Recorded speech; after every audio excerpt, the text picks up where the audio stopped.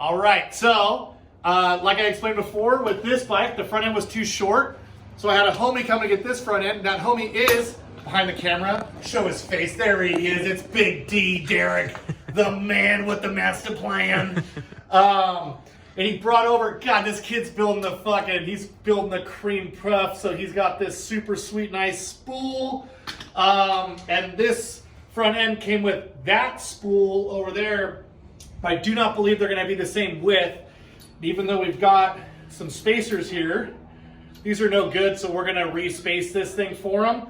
And I'm going to show you how to do it with tools that you may or may not have, okay? We'll put this thing up here in the vise, and what I have are these soft clamps, which make it kind of nice because they'll grab round, and then they won't scuff it. So if you don't have them, get them. I don't know where to find them. I've had these for like 10 years or longer. Then, fast forward that shit in the video. So there. So now she's held good and tight. All right, we'll take the axle off. Hopefully those are 3/4 inch bearings. Are they? They are. They are. Okay, cool. Well, let's make sure though. Oof. Like a glove. Like a glove, dude. Okay, cool. So the way that I start is I just mount the wheel with that, without any spacers. And then that way we can measure up. Is that backwards? No. Oh yeah, it is. I'm new to this. My first time.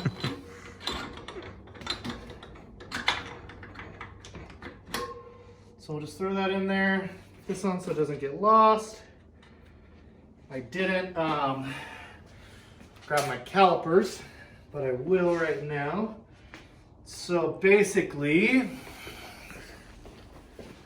got these bad boys. So here, some nice calipers for measuring stuff. You can get all the way down to 100 thousandths, what have you. I'm not a math major, so we'll not always get it correctly. But anyway, so if you come in here, I'm gonna set the wheel kind of where we want it. And as you can see, we have plenty of thread sticking out over here, but we still have the axle popping out right there. So I would put the axle slightly in, and then that way you still have access to your hole for loosening up. And it's fine that it's recessed, but like I said, make sure you've got enough thread out here for a washer, a lock washer, and your nut, okay?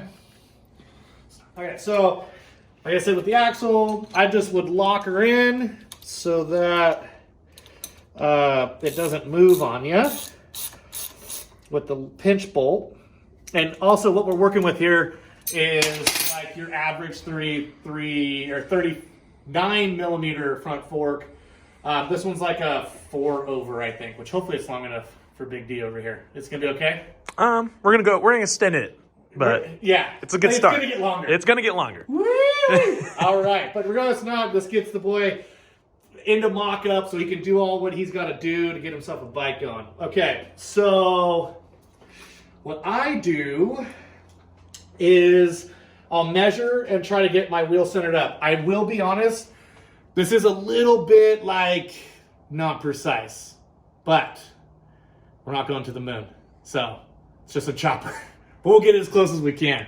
So anyways, what I do is I try to just get the butt of this kind of at my spot, and then I measure over to the rim, and I kind of go back and forth until I like where it's at, and then I'm gonna go ahead and measure down there. So anyways, that's what I'm gonna try to do right now. Done with precision eyeballing is what we're gonna call that. Go over a little bit more. There might be a better way to do this, but go ahead and find that for yourself or who does that, but this is how I do it. Just closing one eye, keep just going until I'm happy with it. And I lock my little dude. And you could easily do this with a tape measure.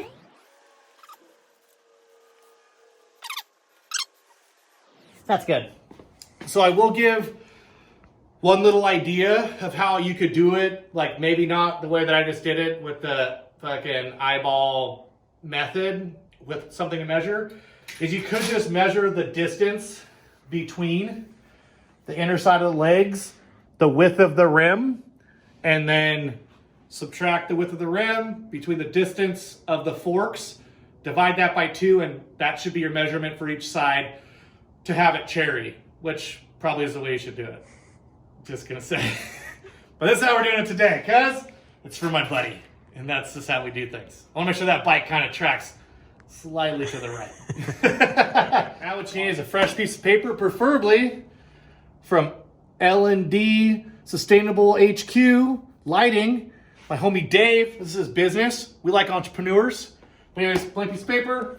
All right, I got a pen. Screw it, we're gonna use a Sharpie because I don't have a pen nearby.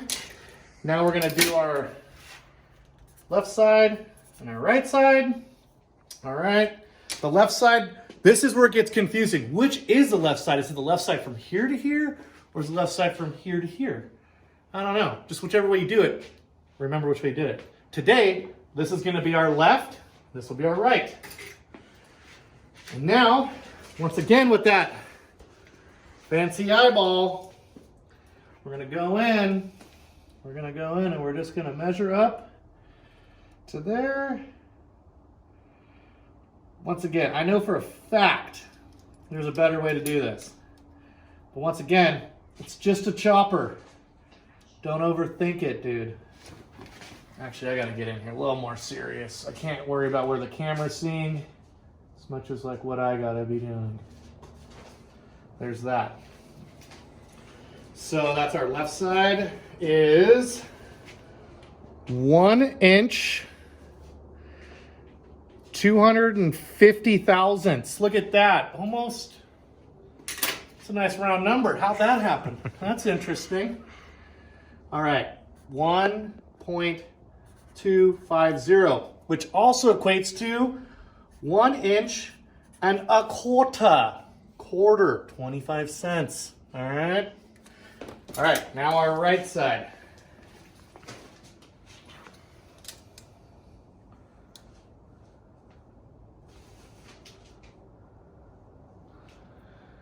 Does she need help? I just have a question. Emily has a question. So part of working from home, doing this cool stuff is you also got to help out beautiful ladies. So I'll get back to this number in a second. Okay. So what do you need help with? I'm looking for a manometer. She needs a manometer. Is this accurate terminology? A manometer with an arrow. That's It legit. measures gas pressure, so That's a why manometer we call that it measures gas. Manometer. This one's gonna be, we're just gonna kind of go like this. Okay. Oh, you were filming? Shit, I was cheating, dude. Nah. Okay. But once again, we got super lucky, and that was at 1 inch. So even if they weren't, I would have like remotely kind of done a little bit of rounding, but you really should have it good. You don't want to be, you don't want your spacers being too short where it's pulling your front end in and putting extra strain on seals and like races and all that stuff that's in there. So when you tighten up, it needs to be good. So anyway, so that was only 1 inch. Okay. All right, cool. So these are super simple numbers. I had some like spacer stock from like another wheel, whatever thing that came. So we're just gonna make them out of this, and we're gonna do it on the lathe. I'll preface with, you could totally hand cut them and sand them to your desired length. I don't have to do that because I buy tools. Okay, so that'll be a little cue to buy the tools you need, because tools are good, especially because you think you may only build one bike, and then what happens, Derek? You build another. You're on number 3. You're on aren't number you? 3. So there you go. All right. So like with your questions or something. That's I'll right. just answer I got him. weird stuff. Okay. So here we have kind of an expensive tool, but when you're doing this for a living, you probably need it. Anyways, so we've got our sizes, right? We need a 1.25 inch and a 1 inch spacer. I know for a fact I can get it out of the 2 of these. So we'll go ahead. Open this shit up. Lock it in. And the cool thing when you already have like spacer material is all I have to do is part off the length that we need. So it makes it buco simple. Do you like this finish, Derek? I do. You okay with it? Yeah. I might even just run a quick extra nicer finish on it. So by doing so, 700 RPM, even though it's aluminum, you can run it a lot faster, but I'm just gonna run 700. I'm also on like phase converters here, so I tend to have to run slower speeds because I'm out in the boonies, my power is different, all right? That's just an odd little nugget of info. Okay. So there's that. What I'm gonna do is so that both finishes on both spacers are the same, because these spacers have been bouncing around in a bin, so they're not like perfect. And like we said before, Derek's doing a cream puff, so we want to make it look kind of nice now, right? So some sandpaper from my DA that's left over, still kind of gritty. Be super careful. Never have long sleeves when you're here. It's really dangerous. But even though this is wobbling, I don't really care for this part. Damn, dude. That looks pretty good. Should we do some Scotch Brite as the brown stuff? This is the good stuff. Careful with the things. When you ding them in there, it stings real bad. Especially on a cold day. This is wobbling, so I'm going to reset it because I don't like that. But, I mean, dude, get a close-up on that finish. Sexy. Let's see if that got any better. Good enough for chopper work. So what we're gonna do now is a parting tool. This is for parting off, so I just have to take that off.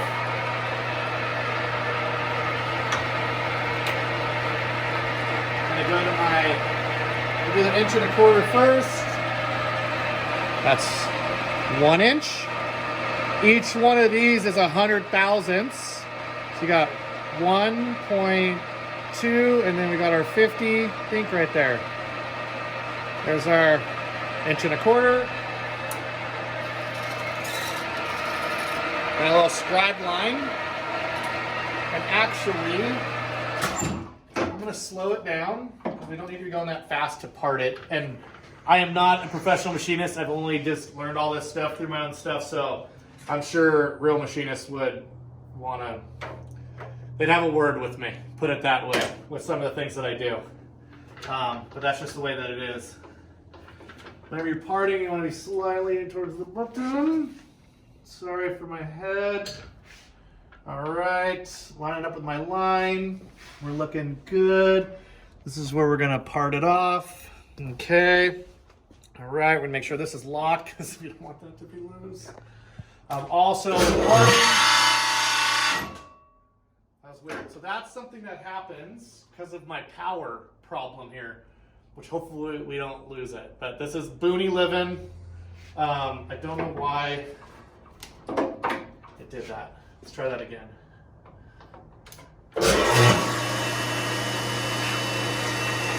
That sucks when you're in the middle of a project and you lose the lathe. That's like not fun.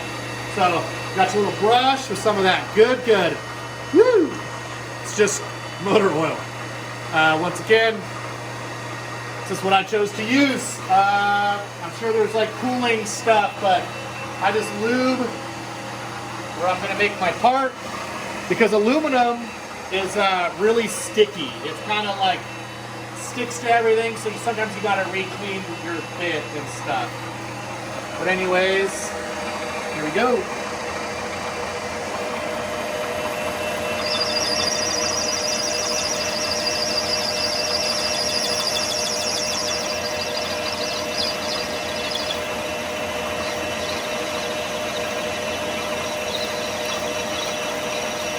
And then, so I didn't cut all the way through, and the reason I didn't is then I'm going to take this little file here, and since this already has a beveled edge, the side that I'm cutting is not going to have a beveled edge, so it will behoove me to do it now so that I don't have to re-chuck my bit in, which is going to put marks on that finish we already did. So this way I can get a little bit of a beveled edge, That'll make me happy. Be super careful you don't get this caught in there and coming back. Always have something safe, because sometimes these only have like the end, and you don't want that going into your chest or something. So whenever I'm on a lathe, I always use something with a big knob. But anyways, this will bevel it.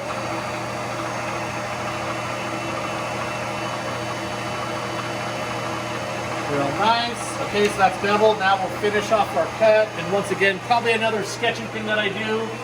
I don't like having to dig for my parts once they fall off. I just put a little thing there. So that, oh, you know, might as well put another little lube on there.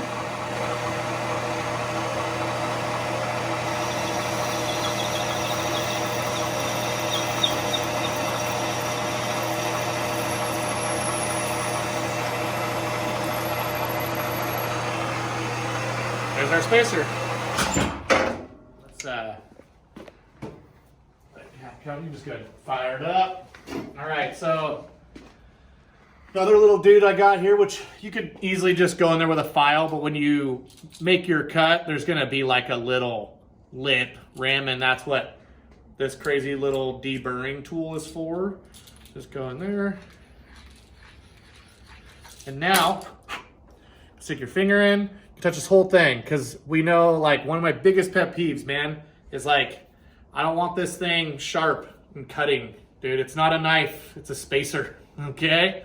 I'm gonna go ahead and repeat that process and then go back to the front end, okay? All right, we're back. Homie didn't like these, so he took them off in interim. So now we'll see if we're lucky. Here's our two spacers, our 1 1/4 inch and our 1 inch. Both beautifully machined. Pretty simple when you have that stock lying around. Break this loose. Have our moment of truth. Oh, okay, cool, look at that. See, by having notes and writing down that stuff, I know which spacer goes on which side. It's the best. So our 1 inch is our right side, which is for my right hand at this point. All right, so we got our right side, dude. Oops. My bad. Sorry, Derek. Good thing you're not paying for any of this, huh? Just because he's pretty good at filming, he gets to get this done. I do not do this as an occupation for people anymore. You just got to be really special. That's just the way it works. All right, then we got our other one.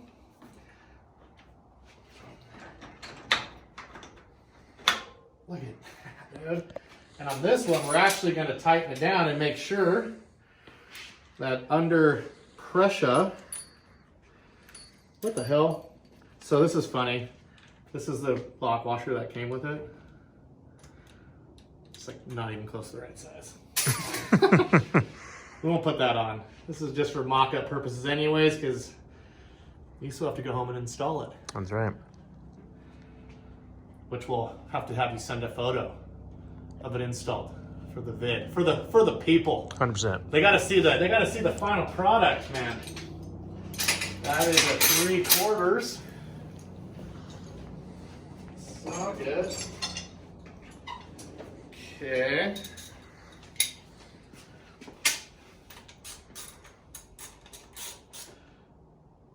There's that's nice and tight. We're not going to worry about tightening the pinch bolt right now because it's not going on the road. But if it were, that should be tight. This should have a washer, a lock washer, and Loctite. Because we love our people. We don't want them losing the front wheel on the road, getting hurt. But that is spinning. But now we got to see if it's centered. And the cool part about what we're doing here is, even if it's not perfect, I'm not going to tell you. Because holy frijoles, perfect. And it actually is pretty good. So there it is. That's how I mount a front wheel, which is about as simple as it gets, especially when you have the proper tools and a beautiful person watching you.